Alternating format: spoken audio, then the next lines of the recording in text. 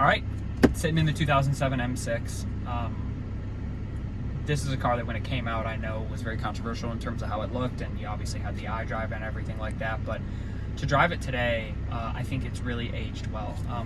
Sort of the cockpit, love the gauges, first of all. I mean, no nonsense, no digital gauges here.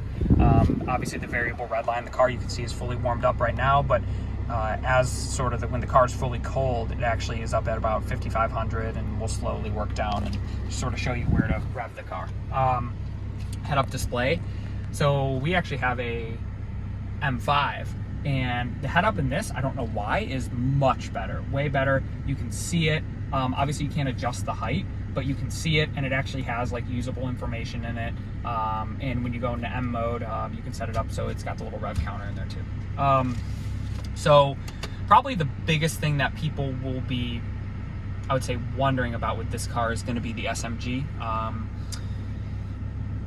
Obviously, back in 2007, I mean, you know, really when you drive any of the older, you know, performance cars, be it a Ferrari from the same generation, you know, an early R8 with S-Tronic, or is that R-Tronic? I think it's R-Tronic, and then S-Tronic is DCT, or like a Lamborghini with E-Gear. I mean, you know, these transmissions were good at the time, but, you know, a lot of people say they haven't aged well. I personally like them because I grew up driving them, so to me, like, it sort of is nostalgic, but I'll show you their different modes you can be in and stuff like that. With that being said, the reason why you buy this car is the engine, so we'll talk a little bit about that and get rolling. One thing I do want to show you that's cool with the transmission is, so you have your M mode, which is programmable through iDrive, so you hit this. This is the first generation of it, and it goes to all your settings, okay? So I have it set up sort of in full kill mode, right? In order to have the fastest shift setting, which is S6, you have to have DSC off. So you can see it's off there. And then something cool as well, if you hold the shifter forward, foot flat on the gas, you can see it's holding the revs at around 1,600. European cars would go to like 3,500, 4,000, but that's actually how you operate launch control, which really is just burnout mode. I don't know that it really helps you launch any faster. But with that being said, let's turn M mode off, and we'll have it in drive. I'll start off, honestly, just with it in 3 out of 5, so a little bit faster, because if you have it in the slowest mode, it really takes its time. So every time you lift off the gas, it sort of shifts. So learning how to drive this SMG transmission is really just, I've driven it since I was like 16. So I've sort of spent time in these cars and I know how to drive them. But basically you just want to lift your foot lightly every time you want it to shift, and the car is going to go, okay, you want me to shift. So here, so as we accelerate, so I'm slightly lifting right here. And there it goes, shifts. Again, slightly lifted. It shifts again. So that's sort of how I operate if you want to drive it in drive. It's honestly much better if you drive it manual. So we have 3 buttons here, okay? We have power, which is what turns it from 4 to 500 horsepower mode. If anybody's seen the Jeremy Clarkson review of the M5, they know what that is. This is for DSC off, and then EDC is your electronic tamper control, which definitely still works because I noticed a big difference. But for now, let's go into sort of full kill mode, okay? So we have the fastest shift speeds. One thing that's really impressive are the downshifts in this car, okay? So look, third.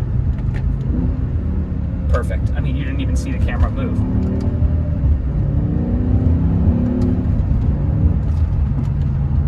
And then coming to a stop here, down to third, down to second, down to first. You know, the trans really does shift well.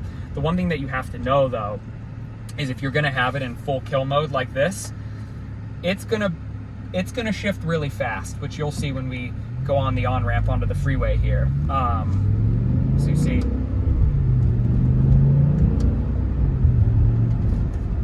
mean, it's really, once you get used to it, I personally like it, you know, and the thing is that the 6-speed cars go for more money, but this has 7 speeds, so the ratios are shorter. So really, the 7-speed cars feel way faster than the 6-speed. The 6-speed was just from an E39 M5, the V8 one. Didn't match the power band at all. They didn't even change the ratios. So, you know, that was one of the problems with that car. This one just bangs the gears home, which you'll see. So we're gonna do a nice pull here. Start in, and we're in full power mode, 2nd gear, 3,500. Here we go. And there it goes. You feel that?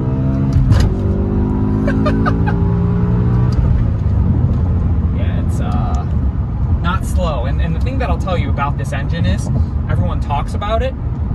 It is as advertised. You know, now in a day where we have, I'm going to put it back into comfort, you know, now in a day where we have engines that have, you know, the turbo V8s from BMW, okay, you have 500 pound-feet of torque or 550 pound-feet of torque at 1200 RPM or 1500 RPM. It makes them great, you know, for drivability. But the thing is that you don't get that, there's no urge to rev them out. Like, you probably couldn't see in the video, but I'm sure as my camera woman could attest over here, that this car feels every bit of 500 horsepower, and once you really get above 6,500, you feel it's almost like an elastic sensation. Like, it starts accelerating harder as you're going towards redline, and you almost can't believe that it revs out. I mean, it's 5 liters of displacement that revs out to 8,400 RPM. We will never see this again, and I think that's why these cars, people are starting to appreciate them, because we realize we'll never see this again. I mean, it's preposterous to think that BMW even did this in the first place, to be honest. And yes, you know, there are, you know, issues, reliability issues with these cars, but if you maintain them, you know, this one has 51,000 miles. This motor feels super strong. They honestly like being driven. You know, we have a 28,000 mile V10 M5 that has had problems, and I'm convinced it's because it has sat and hasn't been driven. This one feels probably stronger than that car. Motor feels good, trans feels good, shifts just like I remember. You know, I just think it's a really, really, really special car. You know, it's not perfect. It has a couple, you know, chips here and there, and but it's in really strong mechanical working order. Brakes are good. You know, this car's ready to be enjoyed, and this is a car that is extremely special to drive today and still puts a smile on my face, and it's all because of that engine. The only thing this needs is somebody to buy it, put an exhaust on it, and enjoy. The exhaust is needed because this motor needs to sing.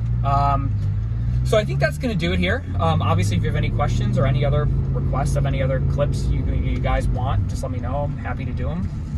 But other than that, thank you for watching, and if you have any questions, just post below. Thanks.